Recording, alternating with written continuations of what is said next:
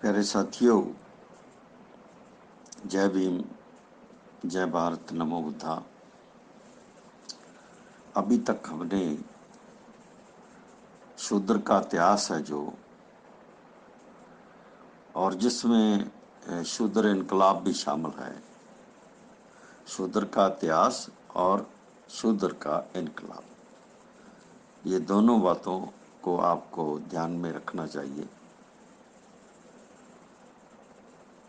इस इतिहास को हमने ऋग्वेद से लेकर यहाँ तक 7 भागों में समझने का यत्न किया। अभी हम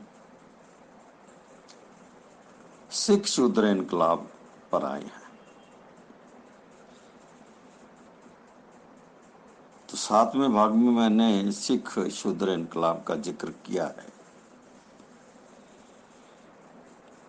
और आपको बताया है कि संत सतगुरु नामदेव, कबीर, रविदास, सैन, तरलोचन, जिनका लंबा जिक्र गुरु ग्रंथ साहब में दर्ज है, जिनकी काफी बाणी, काफी ज्यादा बाणी गुरु ग्रंथ साहब में दर्ज है, और जो मूल सिद्धांतकार हैं शूद्र इनकलाब के, उनके अलावा या वही सिद्धांत, वही विचारधारा और वही इतिहास गुरु नानक के पास पहुंचा, तो भारत के लोग ज्यादा नहीं जानते कि उनके पहले जो शिष्य थे, सेवक थे या उनके साथी थे, वे 4 आदमी थे। पहले तो मर्दाना था, दूसरे नंबर पर भाई लालो थे, और तीसरे नंबर पर छीहा छीपा थे, और चौथे नंबर पर कोडा भील थे, एसटी। ये चारों को जब आप समझने का यत्न करोगे, जब कोई आदमी आपको सही बताएगा, ये चारों के चारों SC ST OBC लोग हैं। हालांकि ये शब्द गुरु ग्रंथ साहब में नहीं आता SC ST OBC, मगर यहां जब मैं बोल रहा हूं तो आपको आसानी से बात समझ लगेगी कि कोडा भील ST थे,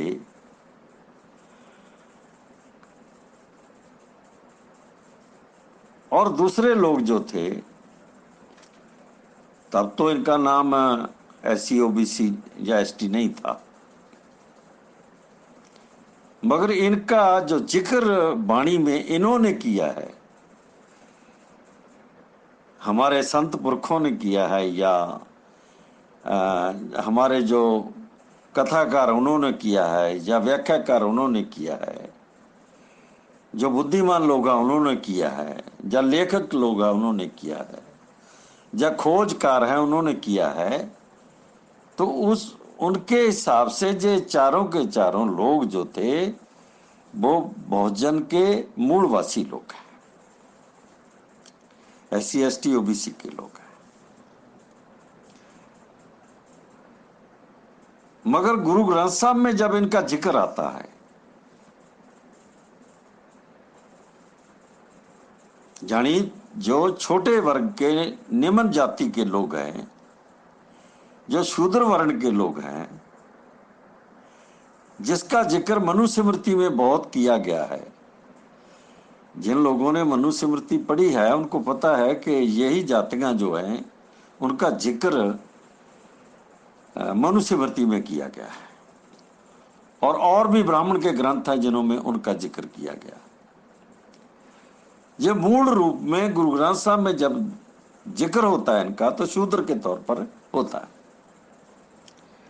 और दूसरे नंबर पर इनका जिक्र जो होता है वो अछूत के तौर पर होता है।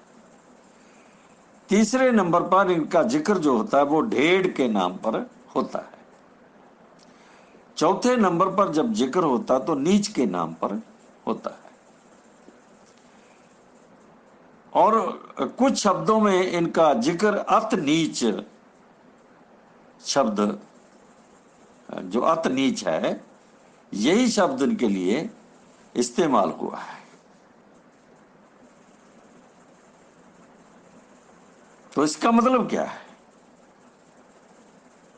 कि ये शूद्र लोग जो निम्न जाति के लोग थे,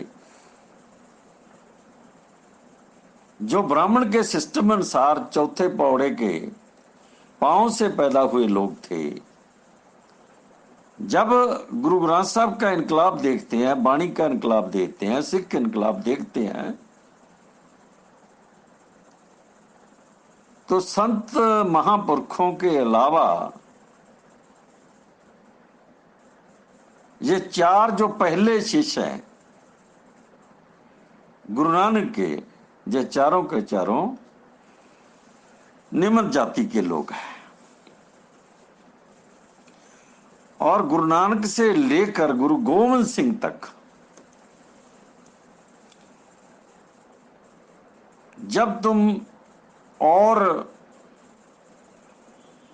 पैरोकार, सेवक, साथी, सिख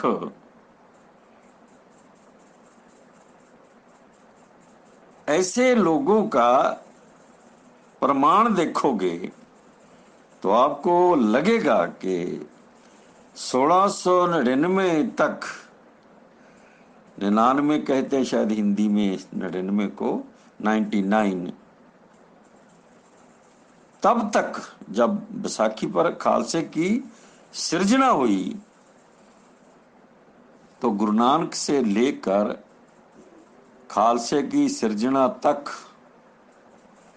जो भी लोग गुरुओं के साथ चले और उनके साथ रहे और जितनी भी लड़ाइयां हुई वो भी लड़े वो, और उन लोगों ने अपनी जान भी गंवाई, अपना घर बार सिख इनकलाब के लिए कुर्बान किया। वे 90% लोग सारे के सारे SC ST OBC के शूद्र लोग हैं।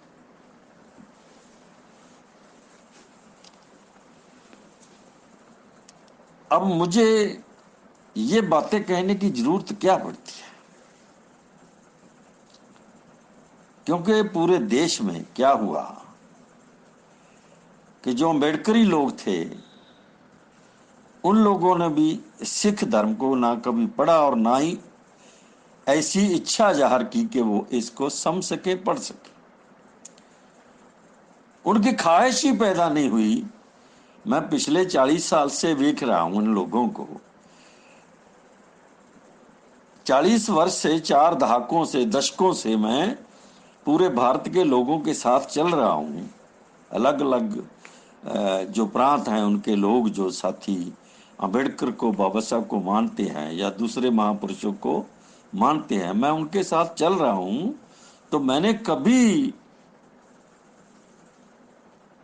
कोई ऐसे लोग ज्यादा नहीं देखे जिन लोगों ने ऐसी इच्छा प्रकट की हो कि वो सिख इनकलाब के बारे में भी जानना चाहते हैं। पहली बात। दूसरी बात कि बाबा साहब के होते जब इस देश के निम्न जाति के लोग, अछूत लोग, शूद्र लोग बौद्ध बने, और वो जो लोग बौद्ध बने आज से 20 साल पहले तक, मैं 15 वर्ष भी कह दूं तो ठीक है, 15 वर्ष पहले तक ये लोग सिख इनकलाब को घृणा करते थे। और आज भी बहुत सारे लोग हैं जो वो सिख इनकलाब को ना तो पढ़ते हैं और ना वो इसको शूद्र इनकलाब का हिस्सा मानते हैं। तो इसका नतीजा क्या निकला? नतीजा तो ये निकला कि अम्बेडकरी या बौद्ध लोग हैं जो जब सिख इनकलाब को नहीं मानते या ऐसी कोई उनकी इच्छा नहीं कि सिख इनकलाब को वो समझ सके क्या है, तो सिखों के मन में ना तो बौद्धों के लिए कोई सत्कार बना और ना अम्बेडकरियों के लिए कोई सत्कार बना। 15 वर्ष पहले तक ये स्थिति थी। मगर मैंने बहुत देर पहले से, करीब 30-32 साल पहले से इस यत्न को जारी रखा कि मैं अपने लोगों को, चाहे वो बौद्ध हैं, चाहे वो अम्बेडकरी हैं, चाहे वो ओबीसी के लोग हैं, SC ST के लोग हैं या सिख लोग हैं, मैं इनको बता सकूं कि भारत में जो दूसरा इनकलाब हुआ, शूद्र इनकलाब, वो सिख इनकलाब है। और ये बात मैं हवा में नहीं कहता, ये प्रमाणित है सब कुछ, और इसको मैं बड़ी आसानी से साबित कर सकता हूं। अभी अगर मुझे सिख इनकलाब यानी शूद्र इनकलाब, शूद्र सिख इनकलाब पर अगर मुझे अभी बोलना हो तो कम से कम एक बार में 4 घंटे बोल सकता हूं। मैं 4 घंटे तक एक समय बोल सकता हूं और लगातार कई कई दिन तक बोलता रह सकता हूं।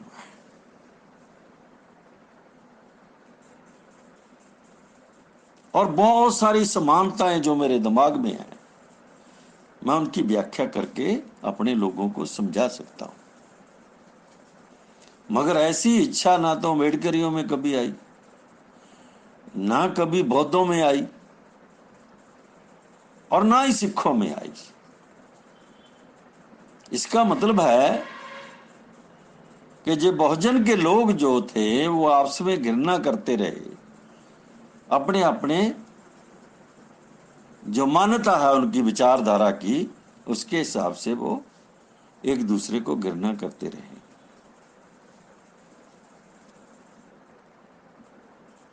अभी जब मैं लगातार इस पर चर्चा करता रहता हूं, लगातार मैं लिखता भी रहता हूं, लगातार मैं बोलता भी रहता हूं, तो अम्बेडकरी और बौद्ध लोग जो हैं ये ज्यादा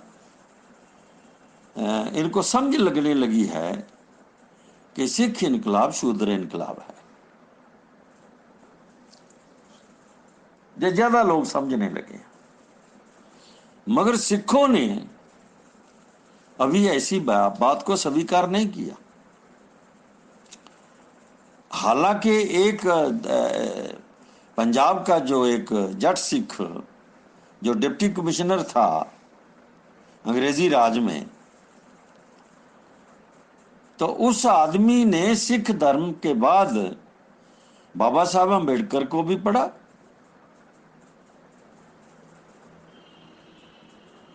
और बुद्ध धर्म को भी पढ़ा। ये लोग बताते नहीं हैं, मगर हमको जरूरत है इसलिए मैं बताऊंगा। तो उस आदमी ने मरने से पहले एक पुस्तक लिखी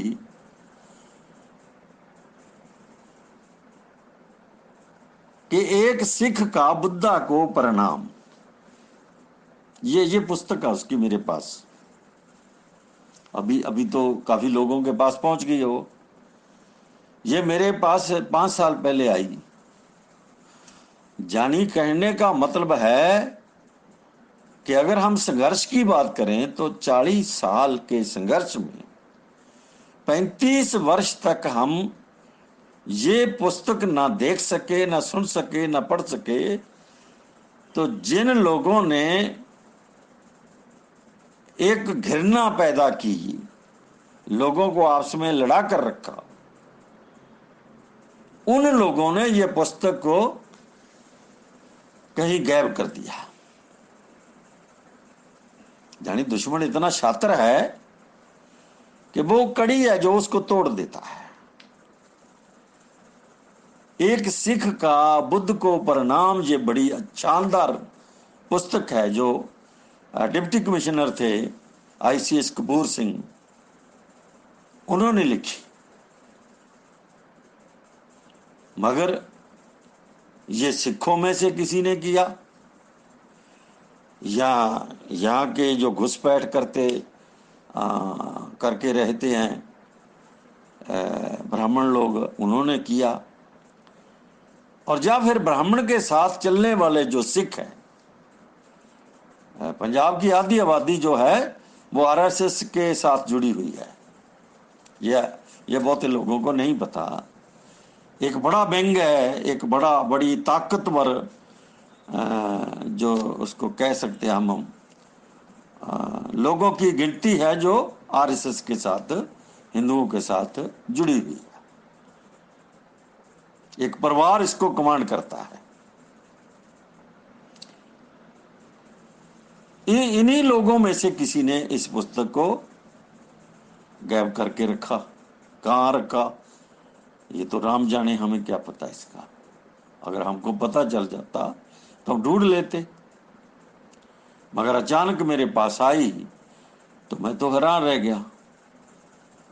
ये पुस्तक एक कड़ी है सिखों, बौद्धों और अम्बेडकरियों के विचकार।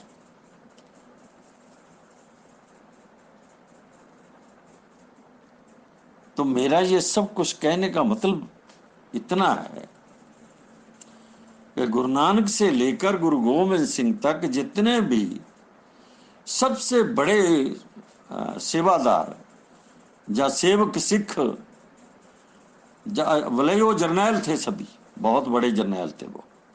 अभी उनकी जर्नैली मैंने जब पढ़ी, जब उसको जाना, तो मुझे पता चला कि दुनिया के बड़े बड़े जर्नैल उनका मुकाबला नहीं करते। जो SC ST OBC में पैदा हुए, तो बड़े बड़े जर्नैल दुनिया के जो हैं उनके सामने फीके पड़ जाते हैं, उनका मुकाबला नहीं कर सकते। इतने बड़े जर्नैल ये गुरु नानक के बाद गुरु गोविंद सिंह तक पैदा हुए।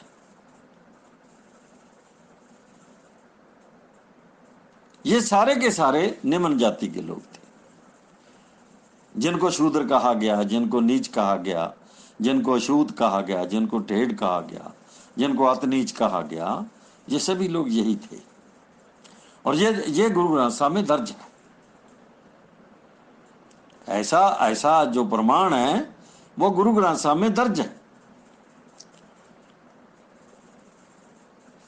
और गुरु नानक कभी भी एक जगह टिक कर नहीं बैठ सके, वो पूरी दुनिया घूमते रहे विचार लेकर।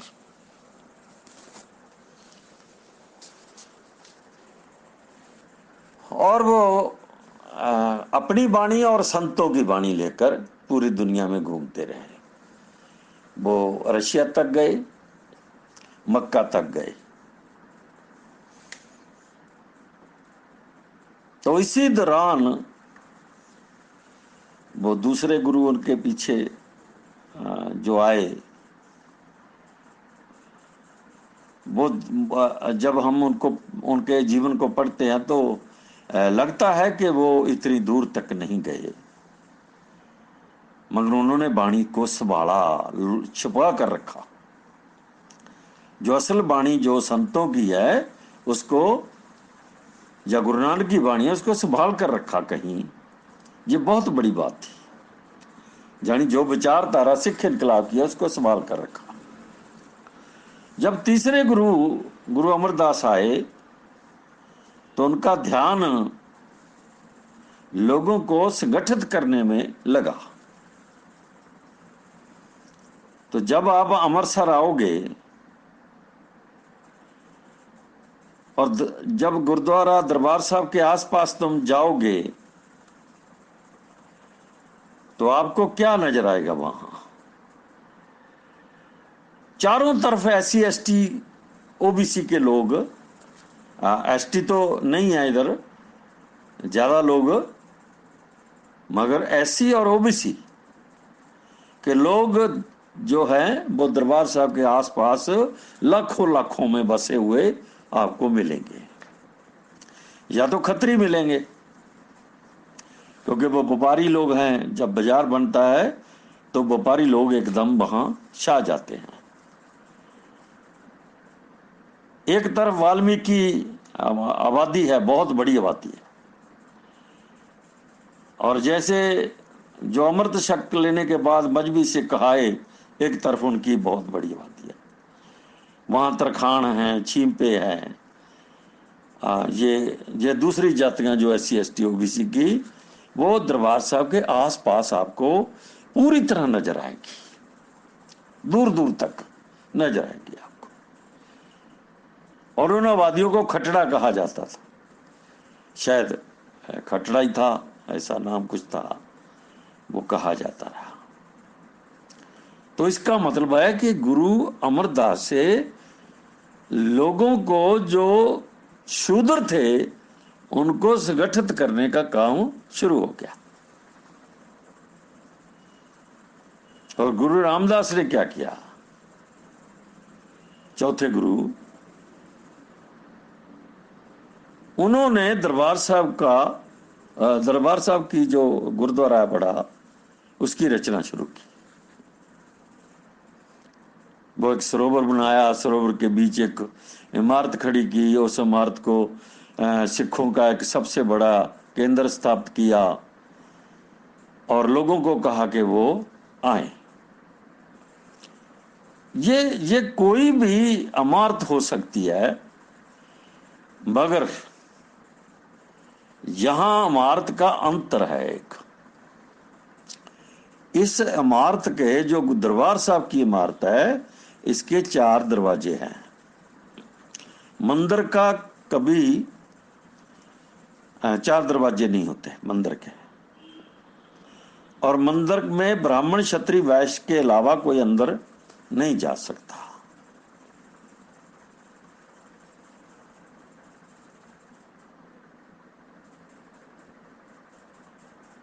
ये उसका अधिकार नहीं है अंदर जाना, शूद्र का कोई अधिकार नहीं है। ना तो वो वेद को देख सकता है, ना पढ़ सकता है, ना सुन सकता है। वो नमस्कार कर सकता है दूर से, बस, इससे ज्यादा उसका कुछ नहीं। या फिर दूध, दही, रोटी, फल, सब्जी, गेहूं, जो भी उसके खेत में होता है वो उसको मंदिर में भेंट कर सकता है। ये मंदिर का एक सिद्धांत है जिस पर शूद्र लोग चलते रहे, आज भी चल रहे हैं। मगर जो दरबार साहब अमृतसर है, या गुरुद्वारे हैं जितने, आप कहीं भी जाओगे तो गुरुद्वारे में चारों तरफ आपको दरवाजे मिलेंगे। तो वो दरवाजे का मतलब दरवाजा नहीं है, वो दरवाजा एक बूहा नहीं है कि कोई भीड़ हो गई, चलो इधर से भी आगे, उधर से आगे, बाहर चले गए, ऐसा नहीं है।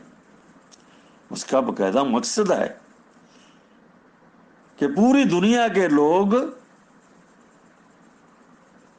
कोई भी हो, काला, गोरा, पीला, कणक बन्ना, मुसलमान, रशियन, चाइनी, अमेरिकन, अफ्रीकन, औरत, मर्द, कोई भी हो संसार का आदमी, उसको प्रवेश करने की आज्ञा है। ये गुरुद्वारे के जो बूहा है, दरवाजा है, उसका मतलब है। कोई रुकावट नहीं है। अगर आपको रुकावट है तो वो आपकी निजमावली के अनुसार है कि आप नंगे सिर नहीं जा सकते अंदर, आप जूता पहनकर अंदर नहीं जा सकते, आप कोई गड़बड़ी नहीं कर सकते। तो ये नियमावली है, रोक कोई नहीं आपको। आप जाओ, बैठो, कीर्तन सुनो, देख लो, कहीं भी बैठो, आपको कोई नहीं रोकेगा। और किसी बूहे में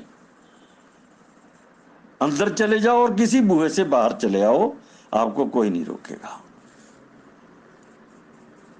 ये है बड़ी बात जो गुरुद्वारे की बात है। गुरु रामदास ने इसकी संरचना की और लोग सिख जुड़ने लगे। तो पहले ये शूद्र लोग वहां सरोवर में, एक ही सरोवर में नहाया करते थे। जे गंगा जाने वाले लोग, जमुना जाने वाले लोग, सरस्वती जाने वाले लोग, ये गोमती जाने वाले लोग हैं, जो गंगा गया गोदावरी जाने वाले लोग, ये दरबार साहब में चारों तरफ जो सरोवर बनाया गया उसमें नहाने का अधिकार उनको मिला। पहली बार इस देश के शूद्रों को बुद्धा के बाद पहली बार स्नान करने का अधिकार मिला। कहीं भी ना हो आप।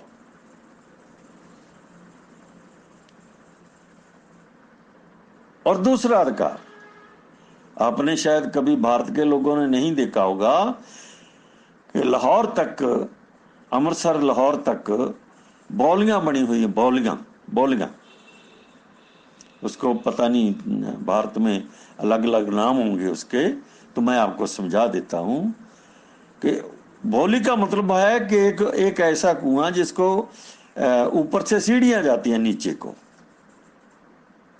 और जहां तक पानी आ जाए वहां तक सीढ़ियां बनी हुई है। कोई भी आदमी वो सीढ़ियों के ऊपर से जाकर या ऊपर आकर वो पानी ले सकता था उस बोली से। ये सिद्धांत सिख इनकलाब का जो शुरू हुआ, ये शूद्र इनकलाब है। आप एक शूद्र इनकलाब कैसे हो गया ये? क्योंकि शूद्र को कोई अधिकार, किसी मंदिर में जाने का अधिकार नहीं, तो उसको अधिकार मिला, ये शूद्र इनकलाब है। किसी शूद्र को एक जगह दूसरों के बराबर नहाने का अधिकार नहीं, मगर वो नहाने लगा वहीं उसी पौड़ी पर, तो ये शूद्र इनकलाब है। कोई आदमी की गुरुद्वारे के किसी दरवाजे से अंदर जाने लगा, बैठने लगा, कीर्तन सुनने लगा, बातें सुनने लगा, गुरु की बात सुनने लगा और बुद्धिमान लोगों की बात सुनने लगा, तो ये इसका अधिकार है, ये शूद्र इनकलाब है। जब बॉडी बनी तो पानी लेने का अधिकार भी उसको मिला, और उसके बाद एक जगह पर सभी लोगों के लिए लंगर बनता था। वो लंगर एक कतार में बैठकर खाते थे। ब्राह्मण ने जिन लोगों को खाने के सामने बैठने का अधिकार नहीं दिया, उन लोगों को गुरु ने क्या किया, एक कतार में बिठाकर एक ही लंगर खवाया। ये शूद्र इनकलाब है। वो ही बनाते थे, वो ही खाते थे सभी। ब्राह्मण ने कभी मंदिर में औरत को अधिकार नहीं दिए। बहुत सारे मंदिरों में औरत आज भी नहीं जा सकती उसकी, ब्राह्मण औरत भी नहीं जा सकती वहां। मगर गुरुद्वारे में क्या होगा कि दुनिया भर की औरत कोई भी आ जाए, वो सम्मान के साथ, जैसे आदमी के अधिकार हैं उतने ही अधिकार उसके हैं।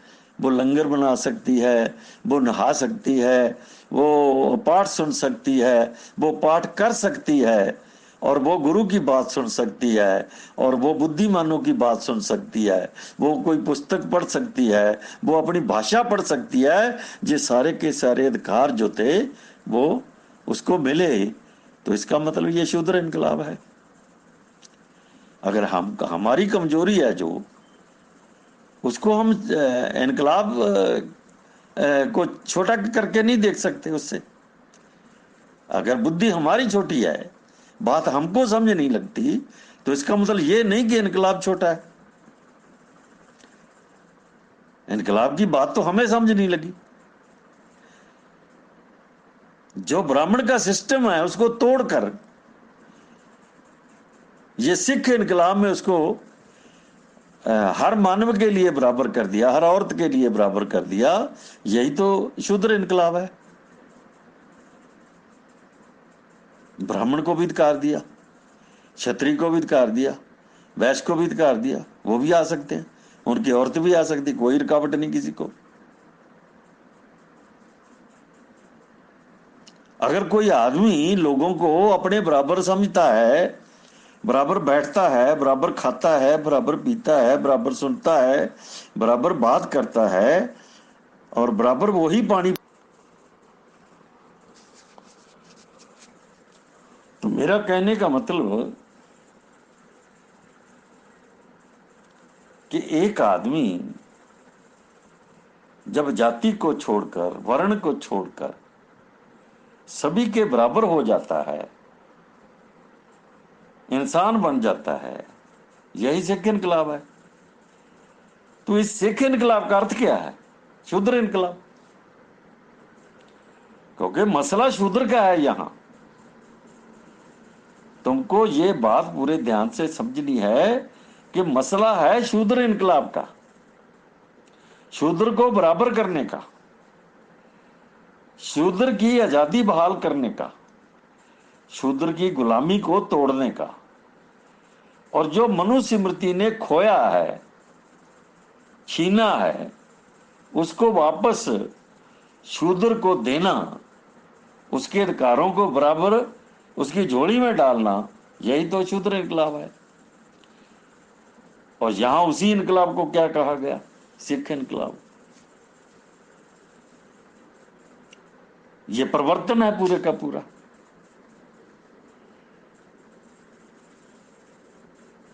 और जब ये संगठन बन गया,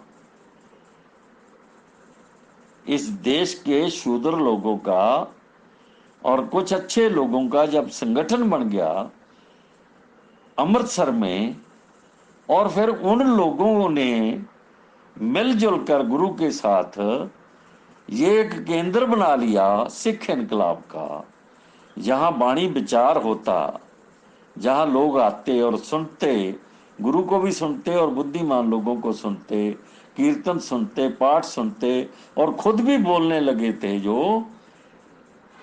तो उन लोगों का ये केंद्र जो था, ये इनकलाब का केंद्र बन गया, ये क्रांति का केंद्र बन गया, ये आंदोलन का केंद्र बन गया, ये संग्राम का केंद्र बन गया, ये संघर्ष का केंद्र बन गया, ये जिहाद का केंद्र बन गया।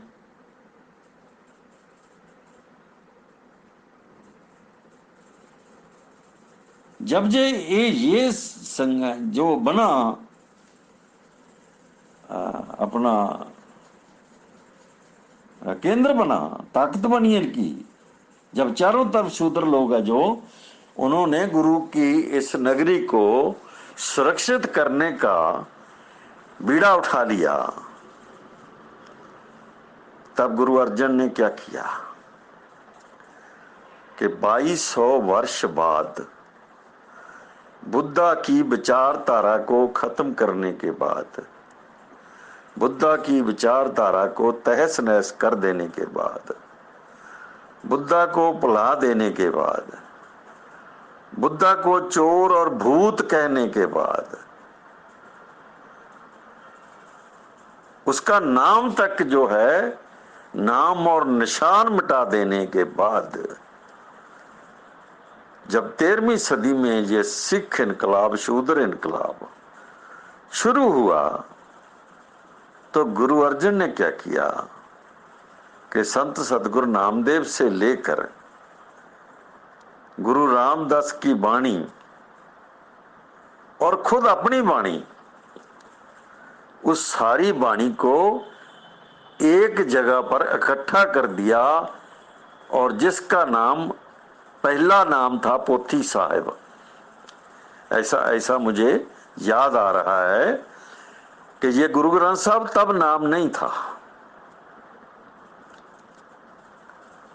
मेरे ख्याल में ये नाम सही भी नहीं लगता। क्यों? क्योंकि जब गुरु खुद थे वहां, तो दो गुरु एक ही जगह पर नहीं हो सकते, ऐसा लगता मुझे। तो आपको भी इस पर सोचना होगा। तो जो गुरु ग्रंथ साहब आज आप देखते हो, 1430 पन्ने में जो वाणी लिखी गई है शूद्र इनकलाब की, सिख इनकलाब की, वो वाणी जब एक जगह पर एकत्र की गई, जो कहीं भी सुरक्षित रखी गई थी, वो बाहर लोगों को नहीं पता था, जिसका बहुत सुरक्षित थी वो, गुप्त रूप में रखी गई थी, और गुरु अर्जन ने उसको लाकर जब एक जगह इकट्ठा किया तो उसका नाम शायद, ऐसा मैंने पढ़ा है कि पोथी रखा, या पोथी साहिब रखा, या पोथी रखा।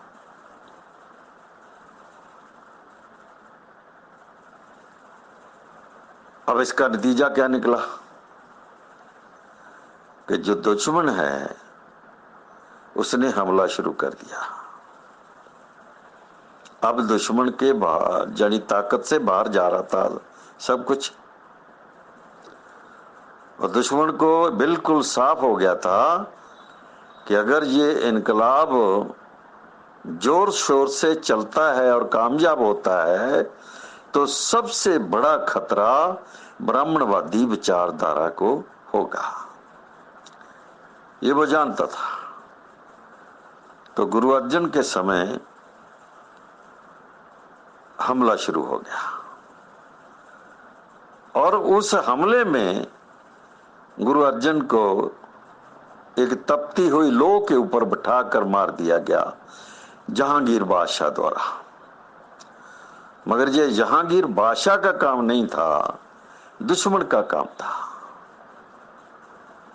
अब मैं उसकी व्याख्या करूं कौन दुश्मन है कौन नहीं दुश्मन, अगर तुम इतनी बात भी समझ नहीं सकते तो फिर क्या समझोगे आप,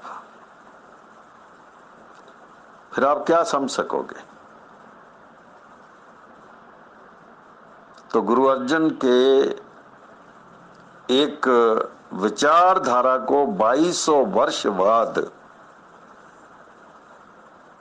सुरजीत करने के फलस्वरूप जो सजा का बंदोबस्त किया गया और जहांगीर को उकसाया गया, तो जहांगीर के दरबार से जो सजा मिली वो थी गुरु अर्जन को एक आग से जलती हुई लो पर बिठाकर जला देना, ये सजा थी उनको मिली। अगर वो संत होते, अगर वो माला फेरने वाले होते, अगर वो राम राम करने वाले होते, अगर वो ढोलकी छैने खड़काने वाले होते तो सजा काहे की, किस बात की सजा। यही तो ब्राह्मण काम कर रहा है, यही दूसरे लोग कर रहे हैं, तो इससे तो कोई किसी को खतरा नहीं है। खतरा किस बात से है, क्रांति से। और क्रांति कौन सी शुरू हो गई, सिख क्रांति। और सिख क्रांति का क्या अर्थ है, शूद्र इनकलाब। शूद्र के इनकलाब का क्या अर्थ है कि जो वैदिक व्यवस्था है उसको पूरी तरह जड़ से उखाड़ना, इसको शूद्र इनकलाब कहते हैं। पहले विचारधारा के तौर पर दिमागों से निकालना, और फिर उसकी बाणी लिखकर लोगों को रट्टा लगवाना, लोगों को बात समझाना, लोगों के मुंह पर चढ़ाना, उसको लोगों को याद करवाना, ताकि घर बैठे भी वो याद करते रहें। तो ये वाणी का अर्थ है। और उसके बाद जो 6वें गुरु थे, गुरु अर्जन के बेटे, वो गद्दी पर बैठे तो उन्होंने तलवार उठाई। गुरु गोविंद सिंह ने तलवार बाद में उठाई है। ये लोग बताते नहीं है सारी बात कि गुरु हरगोबिंद सिंह जो 6वें नंबर पर माने जाते हैं गुरु थे, तो उन्होंने तलवार उठाई, बहुत सारे युद्ध लड़े,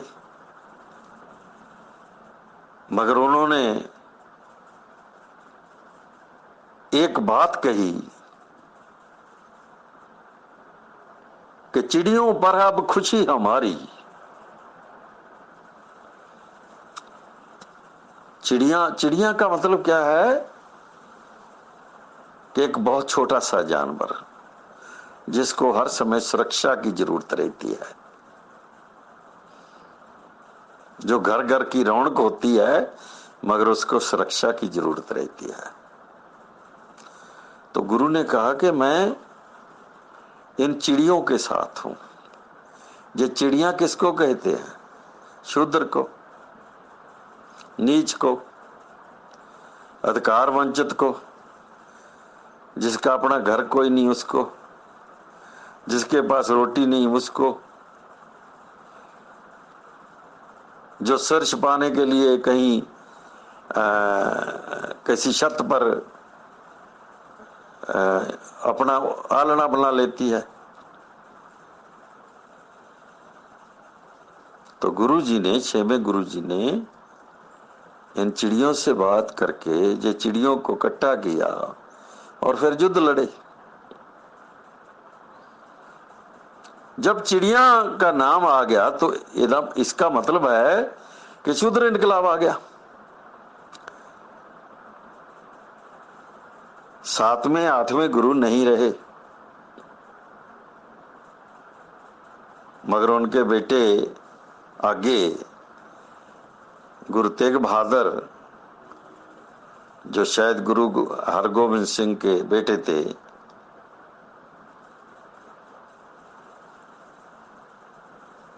उनको भी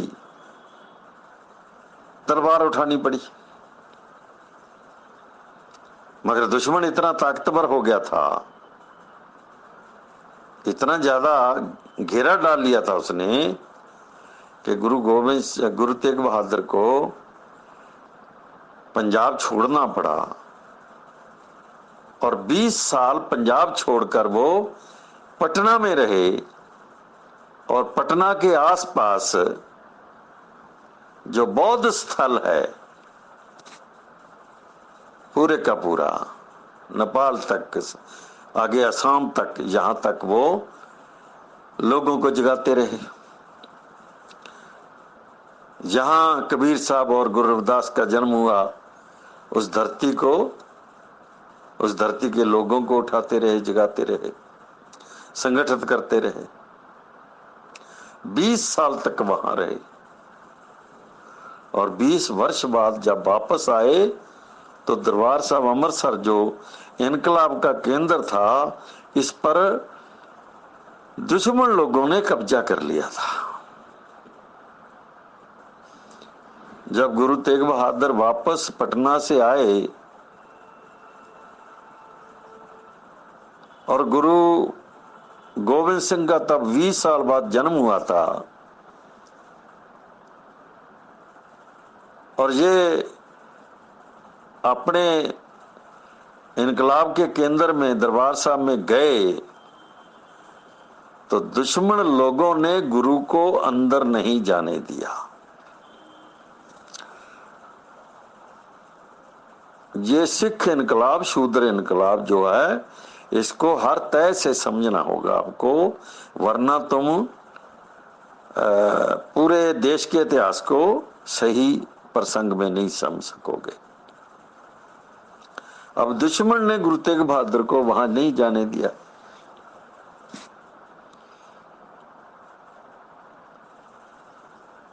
अंदर नहीं जाने दिया। तब गुरु तेग बहादुर, जैसा मैंने पढ़ा और सुना, कि चौथी बाही है, एक चौथी बाही सरोवर की, वहां बैठकर नहाए, स्नान किया और वापस आ गए।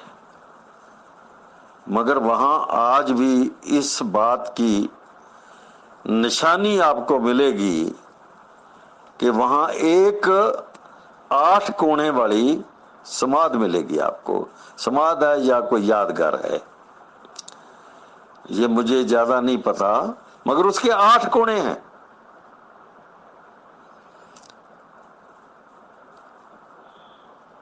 अष्टमार्ग, अभी अभी तुम इसको जब जोड़ोगे तो ये अष्टमार्ग की निशानी है। और जब तुम दरबार साहब के ऊपर अकाल तख्त की ओर आओगे तो अकाल तख्त के सामने एक और जगह बनी हुई है, उसके भी 8 कोने हैं, उसके भी 8 कोने हैं।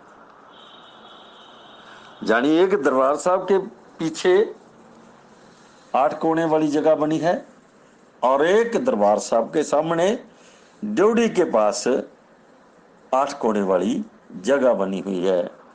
ये बातें कुछ लिंक करती हैं, इस पर खोज चलती रहेगी। ये कैसे हुआ, अभी मुझे पता चला कि और भी 3-4 जगह हैं जहां 8 कोने वाले ये निशान दरबार साहब में हैं, और उसके साथ जुड़े हुए जो केंद्र थे उनमें भी है।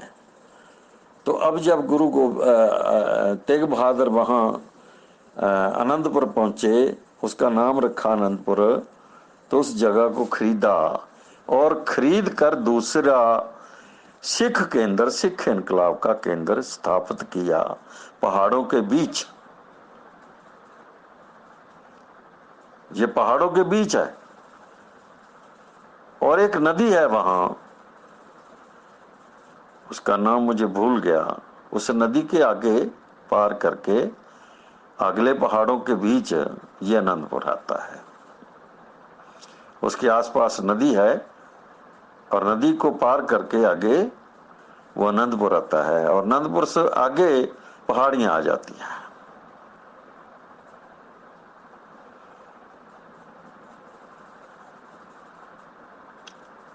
जब गुरु तेग बहादुर को भी शहीद कर दिया गया, ये बड़ी लंबी वार्ता है, इसको कभी फिर देखेंगे। तो गुरु गोविंद सिंह का शायद जो उनकी उम्र थी वो 8 या 9 वर्ष की थी, बच्चे थे वो। मगर वो सारा काम जो वहां का था, जो आज तक का प्रमाण है, उसे एक अछूत जाति के वो व्यक्ति संभालते थे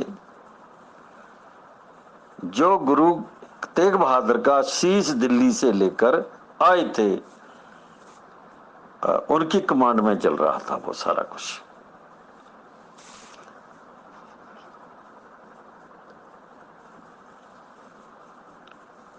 कोई मानेगा, कोई नहीं मानेगा, हम इससे ज्यादा कोई बहस ज्यादा कोई चर्चा नहीं करनी चाहेंगे। मगर हमको इतना तो मालूम है कि बाबा जीवन सिंह जो शीश लेकर आया, वो एक अछूत जाति का आदमी था भारत का। तो वो गुरु गोविंद सिंह से 9 साल बड़े थे, और वही आदमी 20 साल तक गुरु तेग बहादुर के पास पटना में रहे। वही आदमी शीश लेकर आए।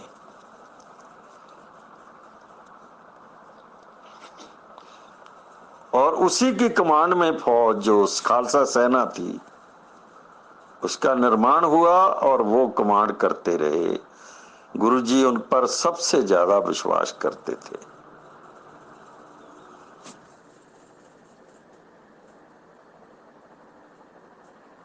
अब ये सारी बात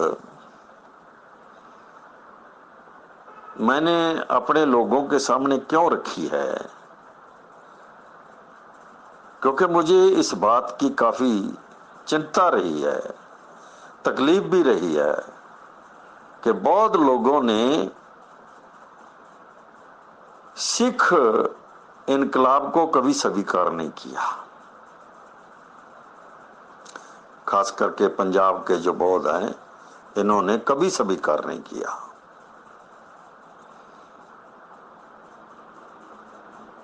और जो अम्बेडकरी लोग पैदा हुए,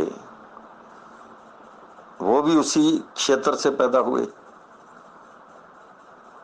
जो आधार मूवमेंट में आए, बाबा साहब के साथ आए, वो वही क्षेत्र है जहां बौद्ध बने लोग। जो दोबा का क्षेत्र कहते हैं हम, मेरे क्षेत्र में तो ऐसा कुछ नहीं हुआ कभी।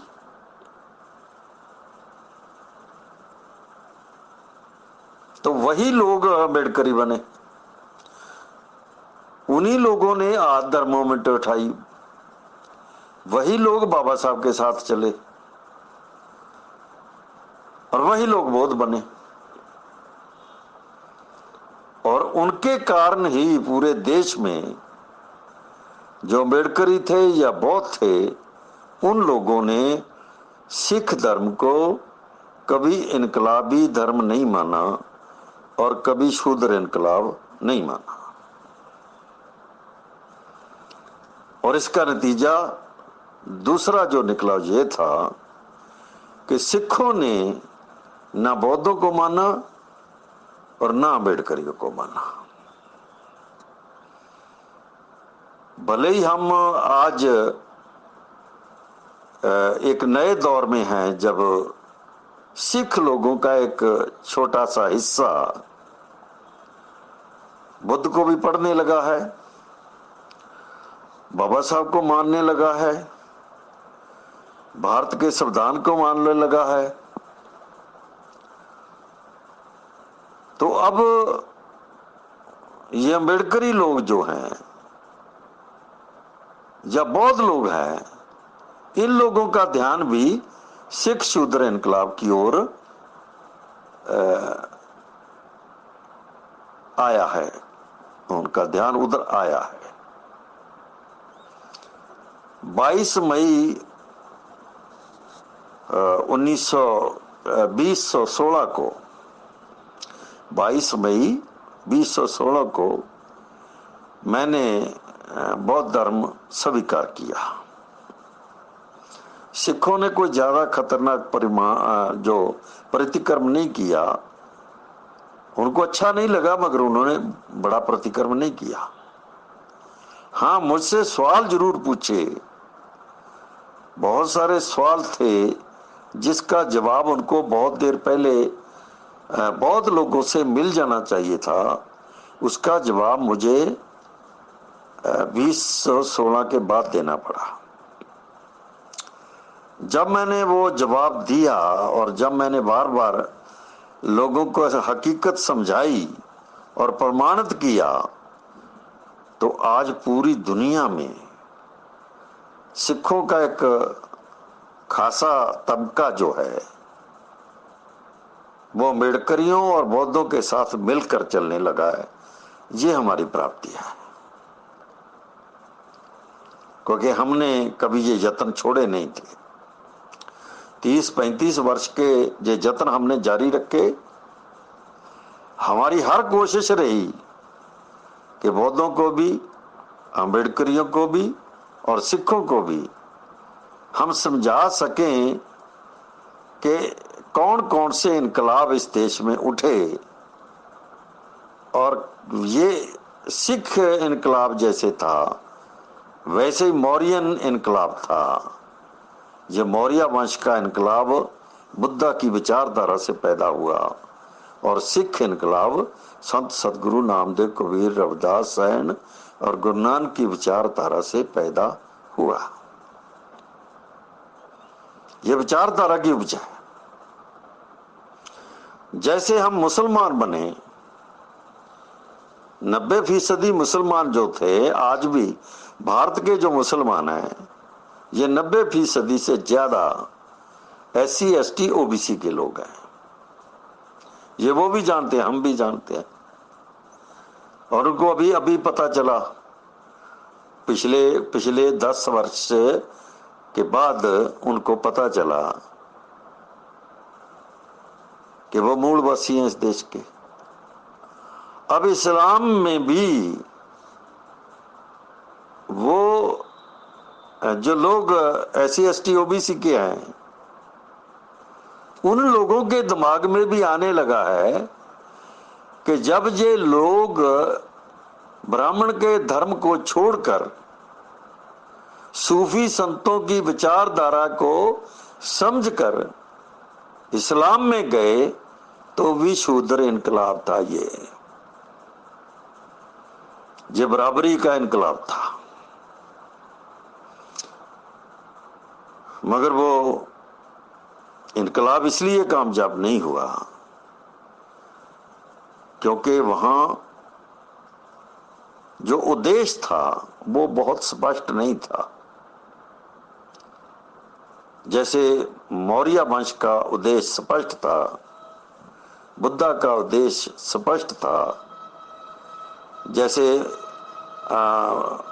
ये अपना महापद्मनंद और तनानंद का उपदेश स्पष्ट था, जैसे सदगुरु नामदेव, कबीर, रविदास, सैन और गुरु नानक का उद्देश्य स्पष्ट था, वैसे मुसलमानों के सूफी संतों का उद्देश्य स्पष्ट नहीं था। वो इनकलाब के लिए नहीं लड़े, वो बराबरी के लिए जरूर लोगों को जगाते रहे, बस इससे ज्यादा आगे वो नहीं बढ़े। अगर सिख इनकलाब खड़ा हुआ तो इसका मैंने आपको कल भी बताया, पहले भी बताया है कि जब गुलाम वंश का देश में राज मोहम्मद गौरी के बाद स्थापित हुआ और कुतुबुद्दीन ऐबक इस देश का राजा बना, तो उसके बाद जितने शूद्र लोग थे और इनमें जो बुद्धिमान लोग थे, क्रांतिकारी लोग थे, उनको उठने का मौका मिला और उन्होंने जागृति का काम शुरू किया। ऐसा मुझे समझ लगा जब मैं इतिहास को पढ़ा। ये गुलाम वंश से पहले नहीं हुआ। मोहम्मद बिन कासिम से लेकर कुतुबुद्दीन ऐबक तक कुछ नहीं हुआ। भले ही वो लोग SC ST OBC के लोग मुसलमान बने, उनको थोड़ी बराबरी भी मिली, खाने पीने की नफरत जो कम हुई, मगर जब गुलाम वंश का राज स्थापित हुआ तो जो शूद्रों को, नीच निम्न जातियों को उठने का मौका मिला, तो वो संत सतगुरु नामदेव, कबीर, रविदास के समय का वो इनकलाब है जिसको हम शूद्र इनकलाब कह रहे हैं। अब मैं गुरु तेग बहादुर के शहीद होने की बात आपके सामने रखी, तो इसके बारे में मैं बड़ी चर्चा करनी चाहता था, मगर कभी अलग से करूंगा, क्योंकि मुझे ये साफ हुआ है कि एक बड़ा षड्यंत्र था। ये साधारण तौर पर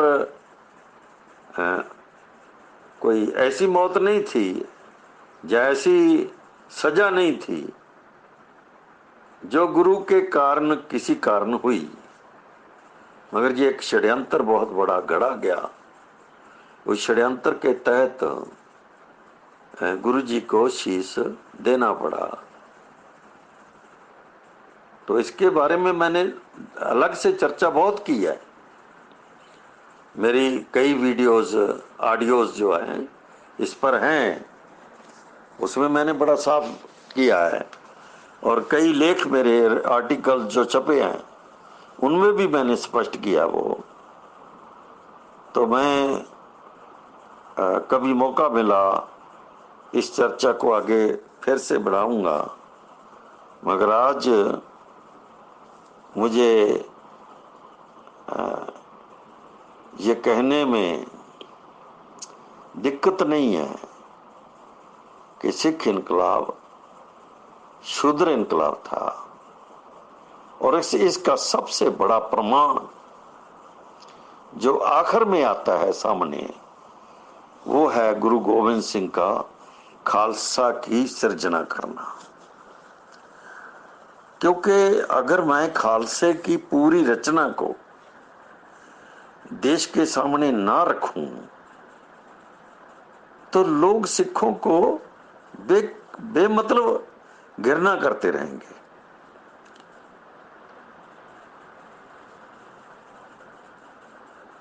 ये सिख का मतलब मसला नहीं है, क्योंकि पंजाब में बहुत ज्यादा सिख हैं जो वो पिछड़ी जातियों के सिख हैं, बड़ी आबादी है इनकी, ये बहुत बड़ी आबादी है इनकी। तो ऐसे लोग जो सिख भी हैं, बौद्ध भी हैं, वो अम्बेडकरी भी हैं। ये दलित पछड़े लोग जो हैं, जो पंजाब के हैं, इनमें 3 तरह के लोग इनकलाबी क्रांति के लोग हैं। एक तरफ बौद्ध हैं, दूसरी तरफ सिख हैं, जैसे मैं हूं, पहले था 22 मई से पहले मैं सिख था। मेरी बड़ी बहुत बड़ी टीम जो थी वो सिख थी, अब भी सिख हैं हम। और उसके बाद तीसरे लोग जो अम्बेडकरी लोग हैं, जैसे हम हैं, ये पूरे पंजाब में बहुत ज्यादा गिनती के लोग हैं, बहुत बड़ी गिनती के लोग हैं। और इनकी रचना कहां से हुई कि जैसे जैसे भारत में सामाजिक इनकलाब हुआ, बौद्धिक इनकलाब हुआ, विचारधारक इनकलाब हुआ, उस विचारधारक इनकलाब के चलते जो लोग ब्राह्मणवादी व्यवस्था से बागी हो गए, वो लोग हैं हम। चाहे हम बौद्ध हैं, चाहे हम सिख हैं, चाहे हम अम्बेडकरी हैं, हमारे तीनों नाम हैं। हम अब मुसलमान भी हैं, हम अब सिख भी हैं, हम अब बहुत सारे लोग हिंदुओं में से भी हैं। वो हिंदू जो शूद्र हिंदू हैं, उनमें से भी बहुत लोग, जैसे यूपी बिहार में बड़ी गिनती जो है ओबीसी की, शेड्यूल्ड कास्ट की, ऐसे ही एसटी लोग हैं जो झारखंड से, इधर से ऊपर जो स्टेट्स हैं, उनमें से वो एसटी लोग पैदा हो गए, राजस्थान के एसटी लोग पैदा हो गए।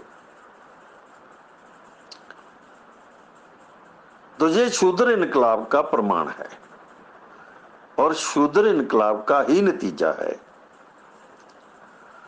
तो मैं सिख इनकलाब की अगली कड़ी कल इसके 9वें भाग में चर्चा करूंगा। तो आज मैं यहां बंद करता हूं। जय भीम, जय भारत, नमो बुद्धा।